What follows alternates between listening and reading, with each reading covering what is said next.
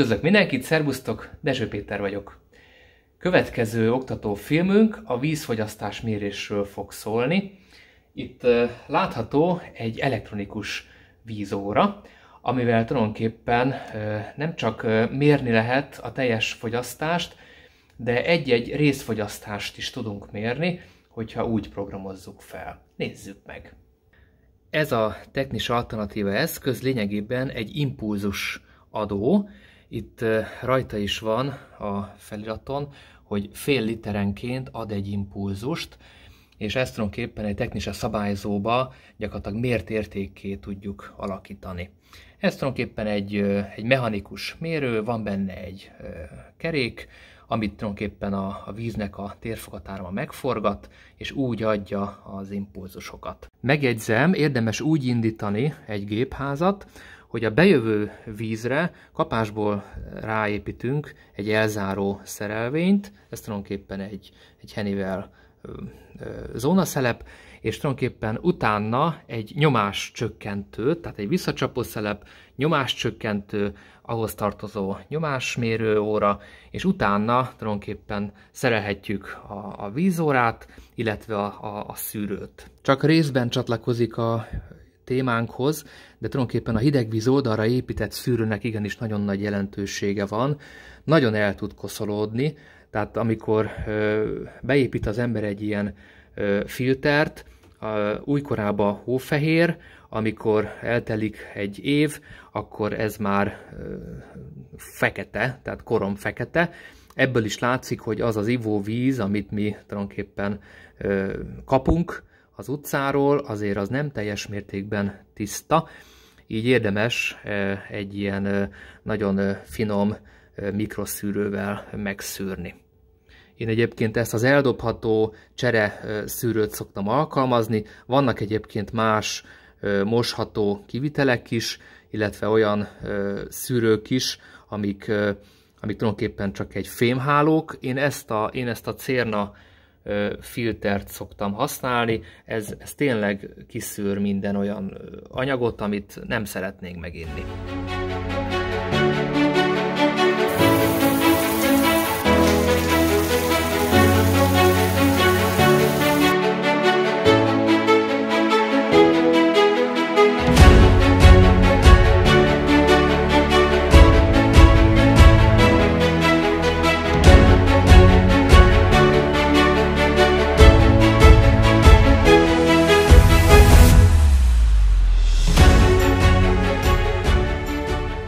És magát a vízfogyasztás mérésnek a kijelzését, nyomon követését egy ilyen monitoron keresztül végig tudjuk követni, illetve az egyes részfogyasztásokat, tehát amit említettem, hogy a napi, heti, havi és éves fogyasztásokat mind-mind nyomon tudjuk követni. Nézzük ezt meg egy picit közelebbről. Tehát úgy programoztam most fel ezt a kijelzést, hogy itt tényleg nyomon tudjuk követni az aznapi, illetve a tegnapi, a heti, illetve a múlt heti, a havi, illetve a múlt havi, az éves, illetve a múlt éves fogyasztásokat és a teljes fogyasztásokat.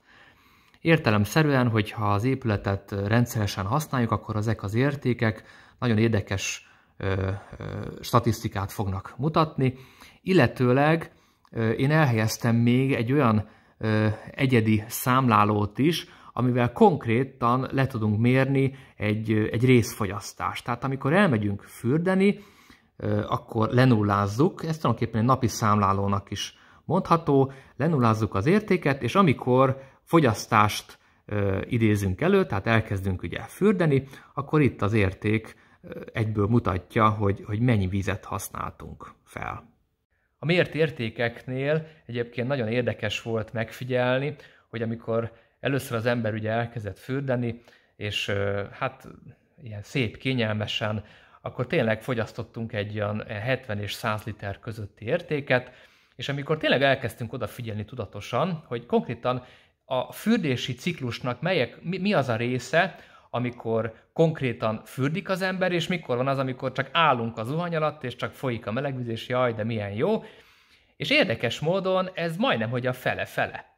Tehát, hogyha az ember oda szeretne figyelni, ezekre a paraméterekre, hogy energiát, vízfogyasztást szeretnénk megtakarítani, akkor érdemes egy ilyen rendszert betelepíteni. Megjegyzem, hogy ez a termék, ez a kijelző, a szabályzó, ez tulajdonképpen a gépészetnek a szabályzási köre, tehát nem csak ezért, a vízfogyasztásért nem célszerű vásárolni egy szabályzót, egy monitort.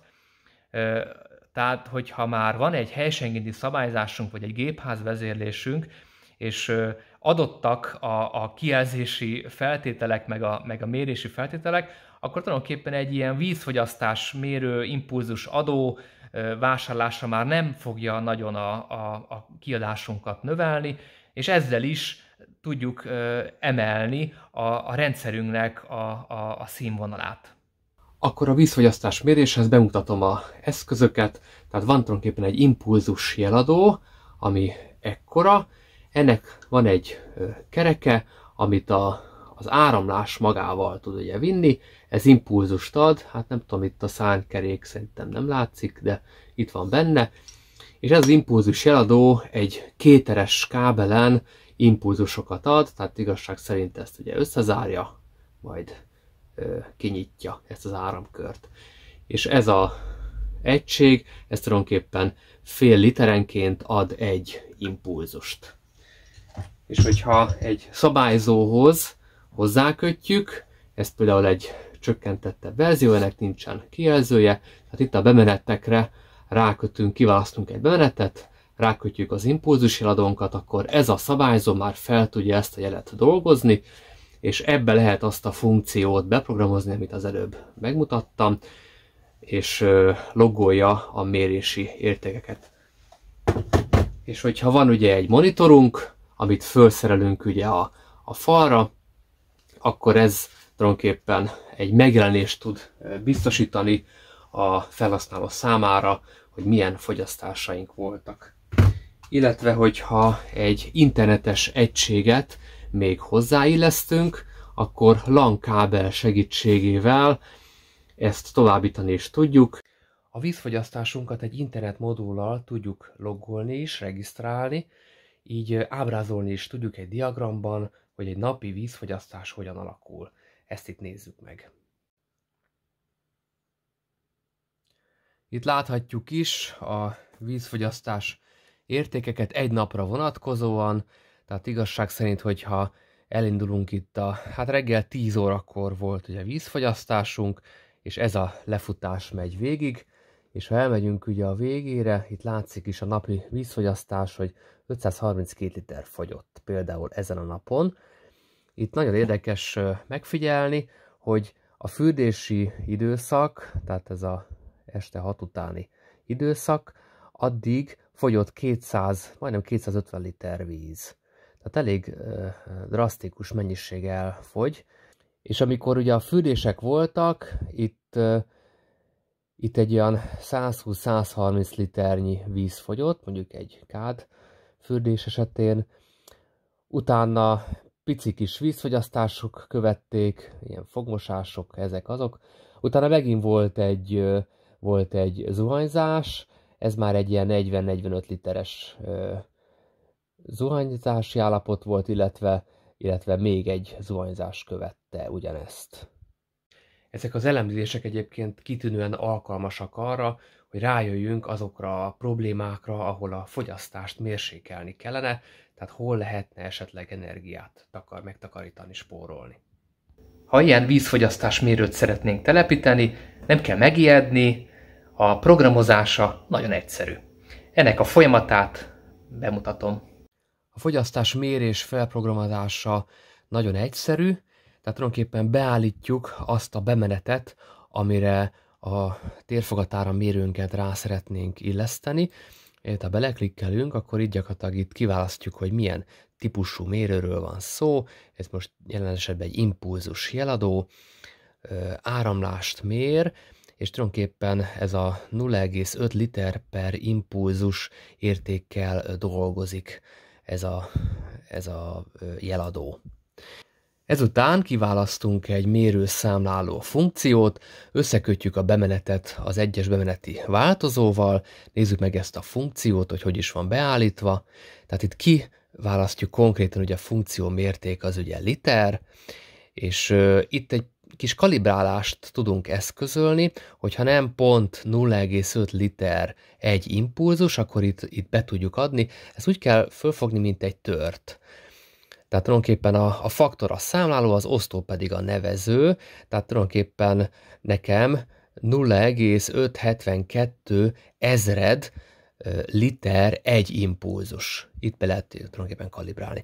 És ugye ezt követi a mérőállás, amit tulajdonképpen maga a funkció tárol. Ha ezt feltöltjük a szabályzóra, már méri is ez a funkció az értékeket. Egyébként nyitottnak kell lenni az összes innovatív megoldásra, mert az, aki esetleg azt mondja, hogy ez nem is kell, minek ez, hogy nem kell én nekem vízfogyasztást mérnem, gyorsan megcsinálom a rendszert és elrohanok. Igen, de azért az ügyfelek azokat a szakembereket keresik jobban, akik egyre komolyabb rendszereket építenek, egyre több és rendszer szemléletűek, tehát egyre több műveletet el tudnak vállalni. Egy következő szoftvert is szeretnék bemutatni, a TA Designert, ugyanis a mért értékeket, hogy ne csak egy szakember tudja megnézni, így egy képi megjelenést tudunk neki adni, hogy egy felhasználó is nagyon egyértelműen lássa a fogyasztási értékeket. Itt ezeket a értékeket el tudjuk helyezni, hogy a napi fogyasztás, tegnapi fogyasztás, heti fogyasztás, múlt heti fogyasztás, havi fogyasztás, múlt havi, éves, múlt évi, és a teljes fogyasztás, ez mind méri az a funkció, amit mi most felprogramoztunk. Tehát ha ráklikkelünk magára az értékre, kikerestetjük, hogy a funkcióba az hol található, akkor látható is, hogy melyik a 8-as funkció tartalmazza, annak a kimenete és annak a havi mérőállása. Hogyha ezt esetleg frissíteni szeretnénk, akkor így rá tudjuk húzni az értékre, megjelenik egy ilyen csereikon, elengedjük az egeret, és tulajdonképpen az érték, az most már azt fogja mutatni. Ezt egyébként el is tudjuk helyezni, tehát bárhogy tudjuk ugye vinni. Most visszahelyezem, illetve ezeket az ikonokat, amit mi elhelyezünk, ezt is szabadon alakítgathatjuk, illetve a hátteret is, hogyha nem megfelelő, szabadon tudjuk alakítani, tehát nagyon könnyen hozzá tudjuk idomítani. Ha nem tetszik a színe, akkor tudunk adni neki valami teljesen más színt. Most csak mutatok egy példát.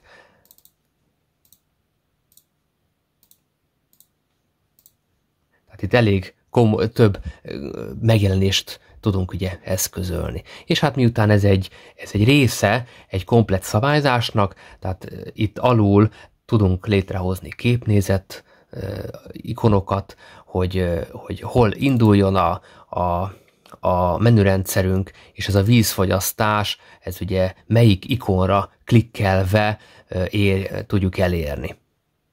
Nem tudom, hogy esetleg megfigyeltétek-e, de minél több ilyen oktató videót megnéztek, annál korszerűbb, annál jobb, innovatív ötletek fognak jönni a saját rendszeretekhez. Így nagyon pártolom, hogy azokat az oktató filmeket is pörgessétek vissza, nézzétek meg, amiket már közzétettünk. Van egy csatornánk ugye erre, ott a videóknál megtaláljátok az összes ilyen oktatóanyagunkat, úgyhogy ezeket nézegessétek szép számmal, nagyon jól sok okosságot lehet benne megtudni. Megköszönöm a figyelmeteket, jó munkát kívánok nektek! Szervusz!